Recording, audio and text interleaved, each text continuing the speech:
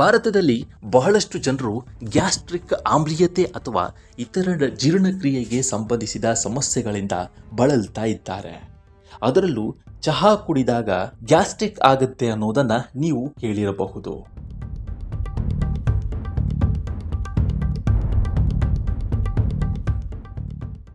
ಪಬ್ಮೆಡ್ನಲ್ಲಿ ಉಲ್ಲೇಖಿಸಲಾದ ಸಂಶೋಧನೆಯು ಸರಿಸುಮಾರು 15-30% ಭಾರತೀಯರು ಗ್ಯಾಸ್ಟ್ರಿಕ್ ಮತ್ತು ಆಮ್ಲೀಯತೆಯಿಂದ ಬಳಲ್ತಾ ಇದ್ದಾರೆ ಎಂದು ಸೂಚಿಸುತ್ತೆ.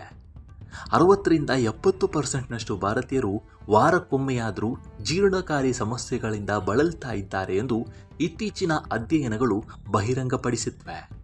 ಈ ಸಮಸ್ಯೆಗಳಲ್ಲಿ ಹೊಟ್ಟೆ ಉಬ್ಬುವುದು, ಎದೆಯುರಿ ಮತ್ತು ಆಮ್ಲೀಯತೆ ಸೇರಿವೆ. ಇಂತಹ ಸಮಸ್ಯೆಗಳು ಕೇವಲ ಒಂದು ದಿನವಲ್ಲ, ಹಲವಾರು ದಿನಗಳವರೆಗೆ ಅಸ್ವಸ್ಥತೆಯನ್ನು ಉಂಟು ಮಾಡಬಹುದು. ಈ ಸಮಸ್ಯೆಗಳನ್ನು ತಡೆಗಟ್ಟಲು ನೀವು ಸೇವಿಸುವ ಆಹಾರದ ಕ್ರಮದ ಬಗ್ಗೆ ಗಮನ ಹರಿಸುವುದು ಅಗತ್ಯ ಅಂತಾರೆ ತಜ್ಞರು.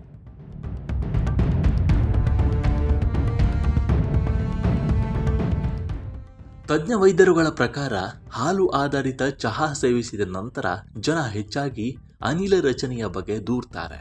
ಇದು ಲ್ಯಾಕ್ಟೋಸ್ ಅಸಹಿಷ್ಣುತೆಯಿಂದ ಆಗಿರಬಹುದು. ಅಂದರೆ ದೇಹವು ಹಾಲನ್ನು ಜೀರ್ಣಿಸಿಕೊಳ್ಳಲು ಸಾಧ್ಯವಾಗುವುದಿಲ್ಲ.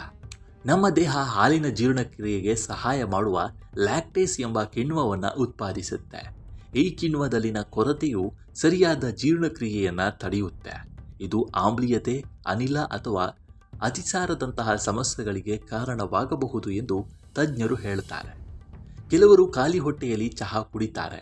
ಚಹಾದಲ್ಲಿ ಕೆಫೀನ್ ಇರುವುದರಿಂದ ಈ ಅಭ್ಯಾಸ ಕೆಲವು ವ್ಯಕ್ತಿಗಳಲ್ಲಿ ಆಮ್ಲೀಯತೆ, ಅನಿಲ ಅಥವಾ ಆಮ್ಲ ಹಿಮ್ಮುಖರ ಹರಿವನ್ನು ಪ್ರಚೋದಿಸುತ್ತೆ. ದಿನವಿಡೀ ಹೆಚ್ಚಿನ ಪ್ರಮಾಣದಲ್ಲಿ ಚಹಾ ಸೇವಿಸುವುದರಿಂದ ನಿರಂತರ ಅಸ್ವಸ್ಥತೆ ಉಂಟಾಗುತ್ತೆ.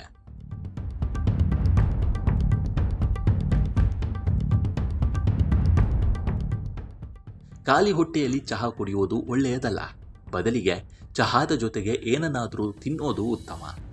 ಚಹಾ ಸೇವನೆಯ ಸಮಯವೂ ಮುಖ್ಯವಾಗುತ್ತೆ. ಹಾಲು ಆಧಾರಿತ ಚಹಾ ಕುಡಿದ ನಂತರ ಆಮ್ಲೀಯತೆ ಯಾವಾಗ ಸಂಭವಿಸುತ್ತೆ ಅನ್ನೋದನ್ನು ಗುರುತಿಸೋದು ಮುಖ್ಯವಾಗುತ್ತೆ.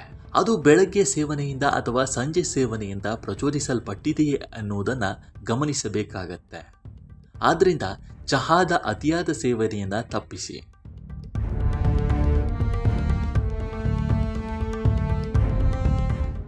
ಖಾಲಿ ಹೊಟ್ಟೆಯಲ್ಲಿ ಚಹಾ ಕುಡಿಯಬೇಡಿ ಮತ್ತು ಚಹಾದ ಸಮಯಕ್ಕೆ ಗಮನ ಕೊಡಿ. ಹಲವರು ದೈನಂದಿನ ದಿನಚರಿಯನ್ನು ಅನಿಯಮಿತವಾಗಿ ಹೊಂದಿರುತ್ತಾರೆ ಮತ್ತು ದೈಹಿಕ ಚಟುವಟಿಕೆಯ ಕೊರತೆಯನ್ನು ಹೊಂದಿರುತ್ತಾರೆ. ಇದು ಚಯಾಪಚಯ ಕ್ರಿಯೆಯಲ್ಲಿ ಅಡಚಣೆ ಸೇರಿದಂತೆ ವಿವಿಧ ಆರೋಗ್ಯ ಸಮಸ್ಯೆಗಳಿಗೆ ಕಾರಣವಾಗುತ್ತೆ. ದಿನಕ್ಕೆ ಕನಿಷ್ಠ 30 ನಿಮಿಷಗಳ ಕಾಲ ದೈಹಿಕವಾಗಿ ಸಕ್ರಿಯವಾಗಿರುವುದು ಅತ್ಯಗತ್ಯ.